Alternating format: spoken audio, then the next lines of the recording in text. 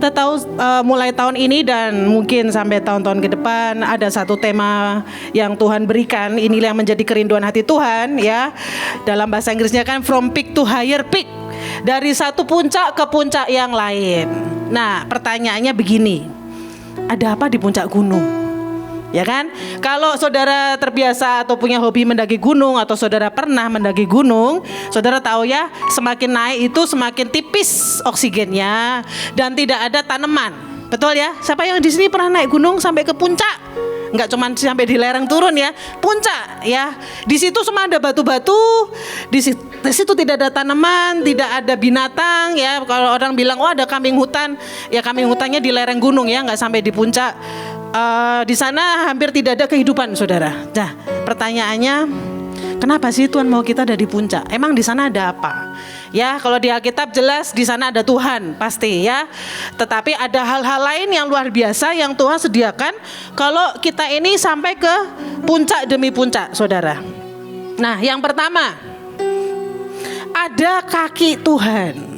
Betul, ada Tuhannya, saudara. Tetapi yang menarik di sini adalah ada kaki Tuhan. Ya, di Mika 1 ayat 3 firman Tuhan berkata, sebab sesungguhnya Tuhan keluar dari tempatnya dan turun berjejak di atas gunung-gunung bumi. Tuhan keluar dari tempatnya. Tempatnya di mana, saudara?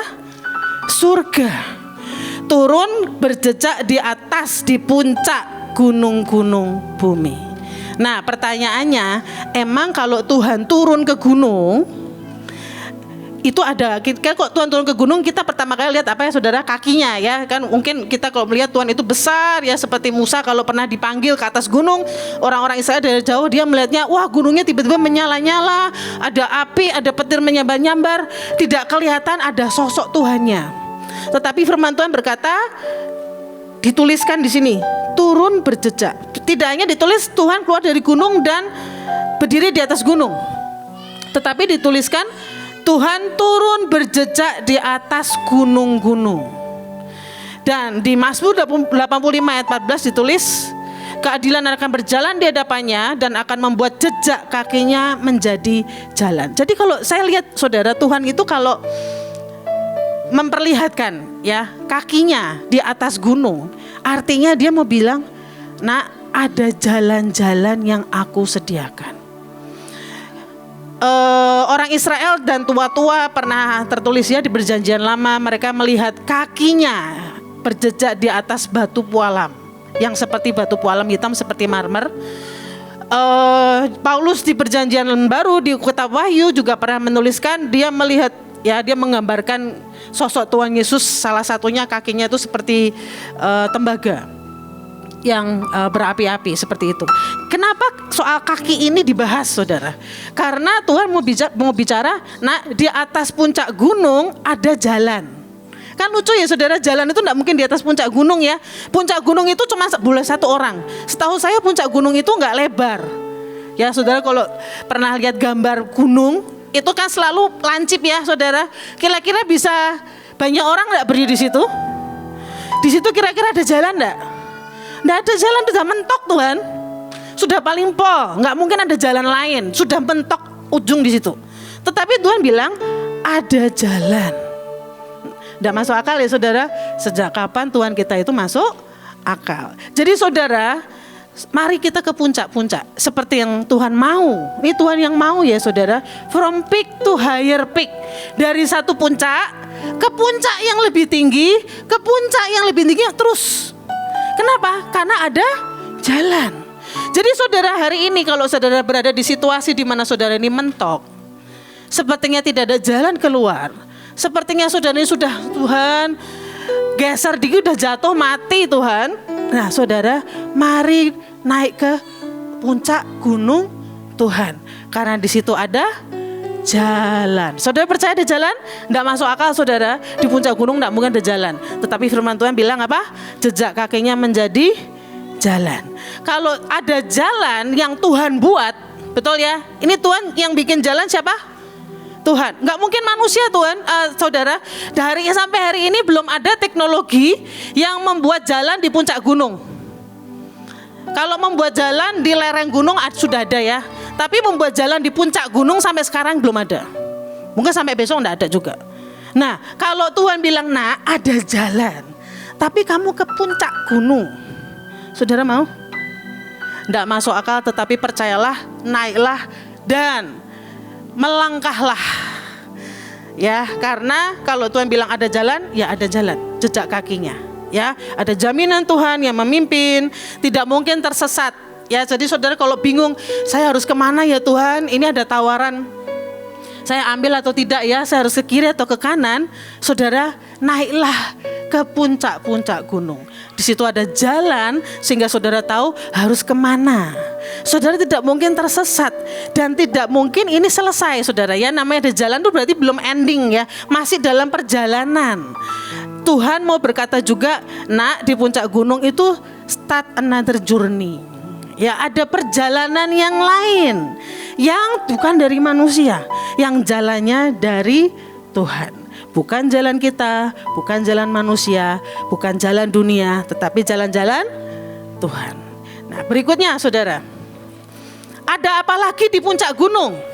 Ya, kita tahu ayatnya, Abraham pada saat dia diminta Tuhan untuk mempersembahkan anak satu-satunya, dan ternyata ending ceritanya kita tahu ya, tidak jadi. Dan Abraham berkata, Kejadian 22 ayat 14, Abraham menamai tempat itu Tuhan menyediakan. Sebab itu sampai sekarang dikatakan orang, di atas gunung Tuhan akan disediakan. Atau Tuhan menyediakan, nama lainnya adalah Yahweh Yireh, Jehovah Jireh. Ya, saya pelajari kata Yahweh Yireh ini, saudara, yang pertama adalah Tuhan yang pertama-tama melihat kebutuhan. Seringkali ya saudara, pernah enggak sih saudara ada di situasi di mana saudara itu enggak tahu harus ngapain, enggak tahu butuhnya apa, saking banyaknya kebutuhan.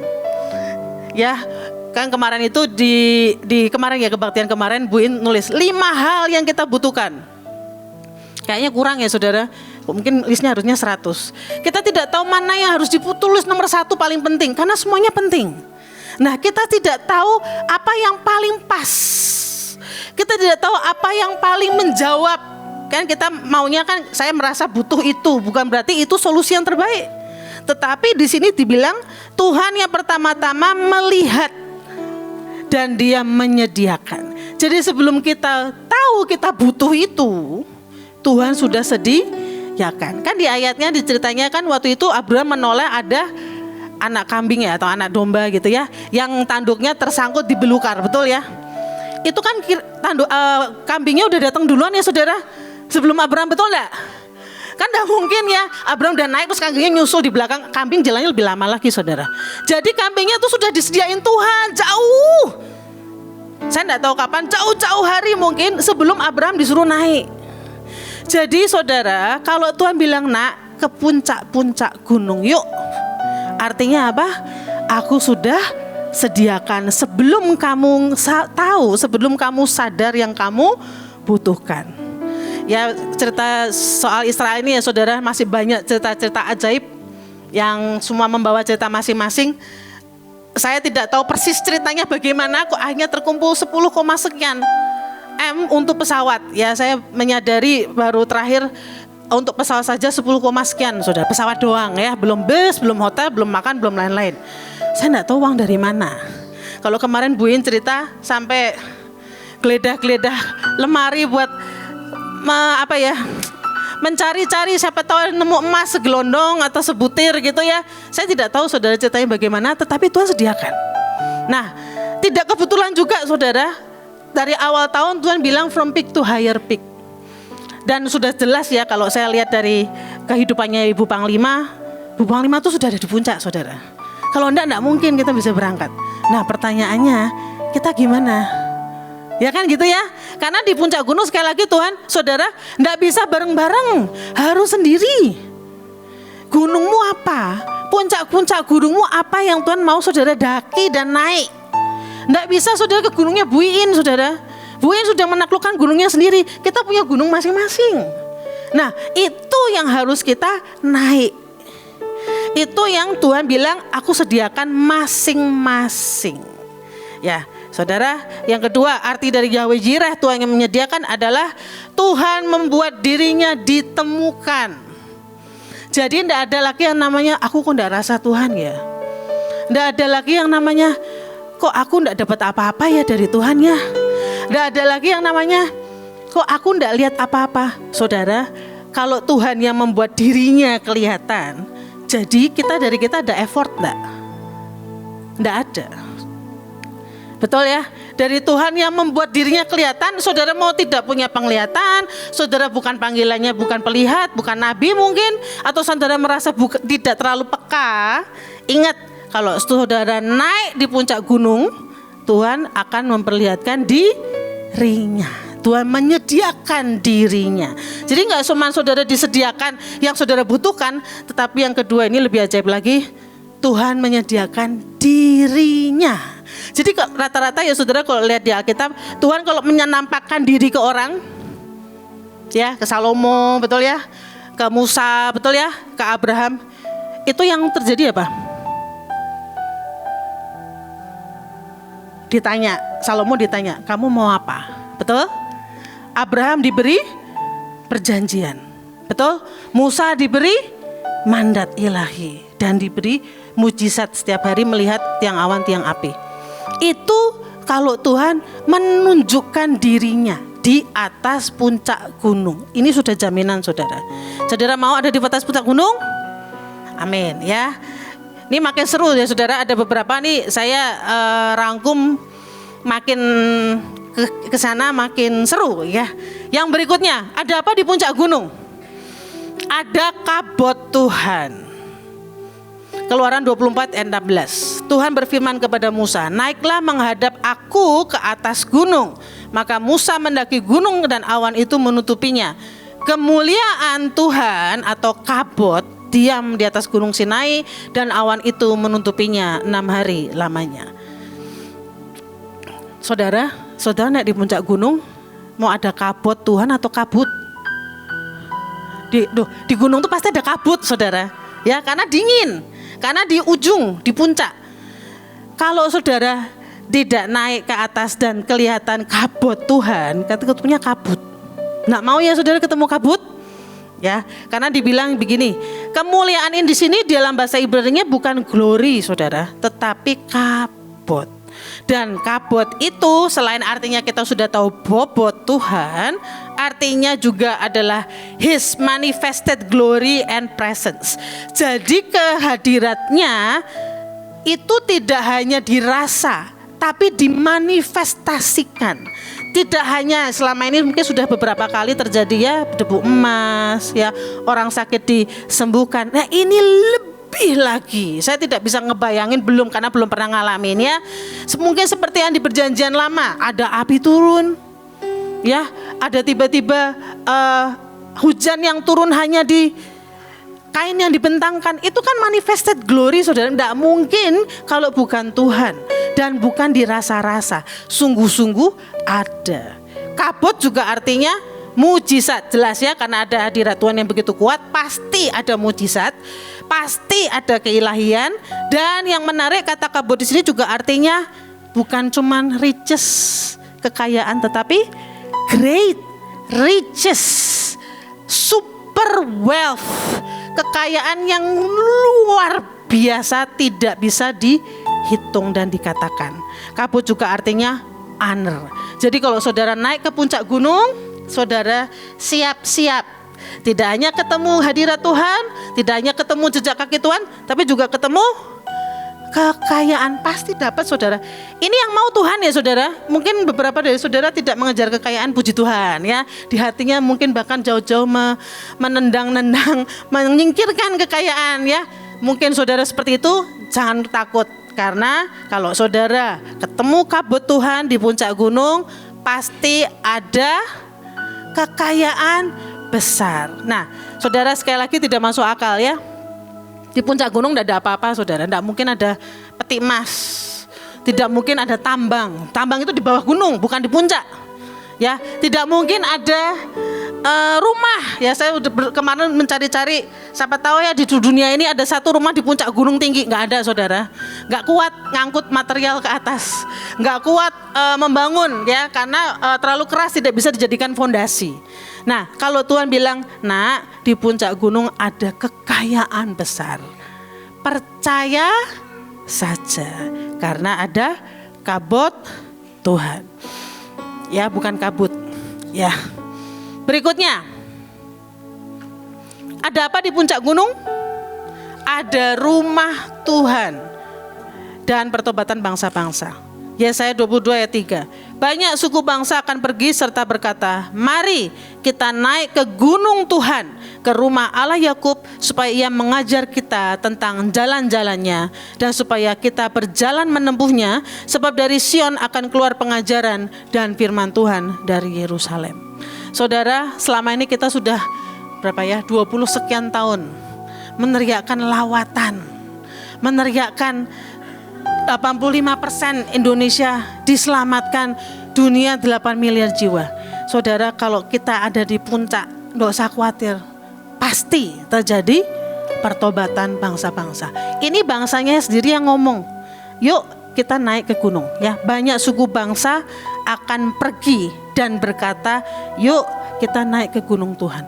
Jadi bukan effort kita saudara, bagian kita cuma naik ya. Tadi salah satunya sudah disebutkan caranya naik gimana, dengan merendah, dengan kita turun, kita pasti naik otomatis saudara. Jadi jangan mikir wah kalau naik itu pasti sudah sedia ya tali, sedia kurus, sedia stamina yang fit ya. Orang gendut susah kalau naik ya, turun gampang, mungkin gelundung, naik susah. Gak usah repot, nanti gimana ya ke atas. Saudara, salah satunya hari ini sudah cukup dibahas dengan kita turun, melayani orang-orang yang paling tidak pantas dilayani. Ya, jangan marah kalau mereka tidak tahu terima kasih, jangan marah kalau mereka lupa dengan kebaikan kita. Dan itu selalu tidak cuma orang-orang miskin saudara. Orang-orang yang tidak layak ditolong itu kadang orang-orang yang di sekitar kita sendiri ya, yang melupakan kebaikan kita, yang hanya mengingat kesalahan kita, kekurangan kita, yang ya gitulah. Orang-orang mungkin ya yang dulu-dulu itu yang menjadi haters. Nah itu orang-orang yang harusnya kita turun, tetap melayani, tetap senyum, tetap sapa, tetap tanyakan keadaannya, tetap jangan dikucilkan. Nah itu sulit ya saudara, tetapi itu salah satu syarat kalau mau naik ke puncak gunung. Ya itu cara paling mudah dalam tanda kutip, cuman turun aja ya. Dan maka banyak suku bangsa ya, kata banyak di sini artinya juga all ya, bukan almost tapi all nations akan pergi dan berkata, yuk kita cari Tuhan. Kalau kita ada di gunung-gunung Tuhan. Berikutnya, apa yang terjadi di puncak gunung? Ada apa? Ada pelantikan. Ya, Mazmur 2 ayat 6 dalam terjemahan bahasa Inggrisnya, a coronation banquet is spread for him on the holy summit. Ada perjamuan penobatan yang diadakan baginya di puncak gunungku yang kudus. Saudara, di sini semua raja-raja, bukan panggilan raja, tetapi Tuhan bilang, nak ada pelantikan. Saudara mau dilantik? Mau saudara apapun panggilannya, saudara tetap jadi raja loh. Itu sudah kerinduan Tuhan, jatah loh saudara. Makanya Tuhan bilang, yuk nak naik ke atas, yuk ke puncak, ke puncak, ke puncak. Karena ada pelantikan, ada pengurapan. Jadi kalau saudara mentalnya belum mental kerajaan, kemarin beberapa juga ya selalu diulang ya, imamat yang rajani ya. Jadi imam dulu, nanti otomatis jadi raja kok pasti. Nah jadi imam yang membawa pendamaian, jadi imam yang punya kekudusan, yang mencari Tuhan, berdiri di antara Tuhan dan manusia dan segala macam. Nah itu jadi raja saudara. Salah satunya caranya ya, ada pelantikan. Saudara kalau tahu ya, kalau pelantikan, saudara pernah nonton pelantikan terakhir Raja Charles di TV, pernah lihat? Ya, dihadiri orang-orang penting. Dilakukan di gereja, dimahkotai, dikasih tongkat segala macam, tanggung jawab diurapi juga, setahu saya kayaknya seperti dituangkan sesuatu di atas kepalanya, saya kurang ingat. Itu diurapi, itu manusia yang ngurapi saudara. Itu pelantikan raja dunia aja seperti itu. Apalagi Tuhan. Kalau Tuhan mengurapi, kalau Tuhan mengadakan perjamuan, kira-kira sederhana? Enggak, tetapi elegan. Tetapi pasti wow, pasti yang terbaik Tuhan berikan, ya.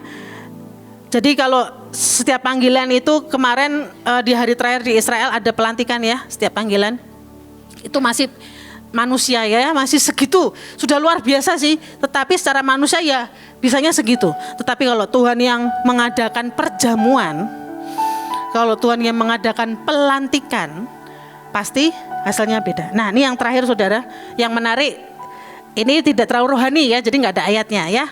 Ada apa di puncak gunung? Ada World Summit. Saudara tahu G7 ya, salah satu tema kita tahun lalu kan G7 ya.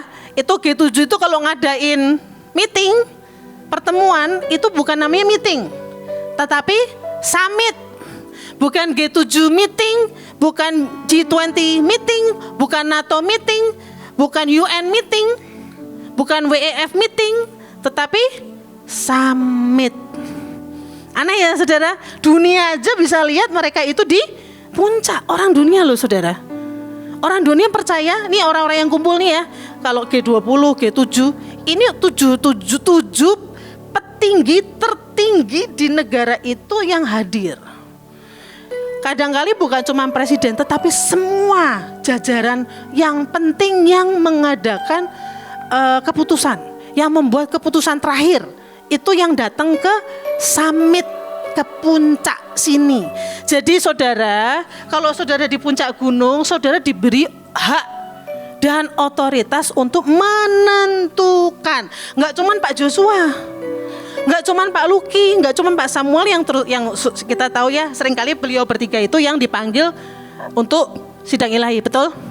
Memang beliau punya otoritas, punya urapan, punya bobot untuk itu. Tetapi saudara, Tuhan bilang, nak, kalau kamu ada di puncak-puncak gunung, kamu punya otoritas untuk menentukan dunia mau dibawa kemana, dunia mau diarahkan kemana, kalian yang menentukan. Amin. Ya saudara, jadi keputusannya tidak cuma keputusan tingkat negara, tetapi keputusan yang diikuti oleh seluruh dunia. Jadi besok ya, mulai sekarang kita tahu ya, kita kalau besok bikin keputusan, penetapan di sidang ilahi, bilang ke iblis, kita ini sudah di puncak-puncak gunung.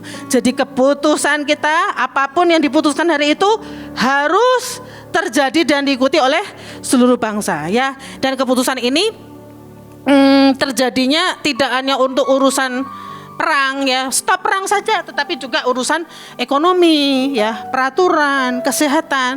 Kita jangan lagi tuh ya saudara, kalau WHO yang nyebelin itu bikin keputusan ya, vaksin kayak ini itu, kita bilang enggak, saya yang memutuskan, no vaksin yang macam-macam, no apa itu work from home atau apapun itu, apa itu istilahnya yang saya lupa istilahnya, yang tidak boleh ketemu orang.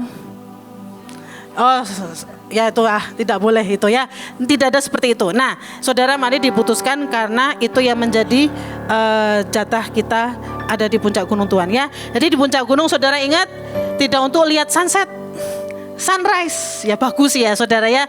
Banyak orang effort ke atas puncak gunung lihat sunset, lihat sunrise untuk selfie ya. Di atas puncak gunung ada tugu ya, seringkali orang tuh kan pasang bendera gitu ya, pasang tugu di atas untuk pamer, aku udah di puncak 6.000 meter di atas permukaan laut, apapun itu buat kenang-kenangan. Tuhan saudara Tuhan enggak iseng ya. Tuhan enggak mau kita selfie di atas. Tuhan ajak kita naik bukan untuk lihat matahari yang indah. Tuhan ajak kita naik ke atas bukan untuk lihat ke bawah, kelihatan semuanya dari atas, selesai. Enggak, saudara, Tuhan panggil kita ke atas untuk tadi semua hal itu yang luar biasa buat kita. Amin.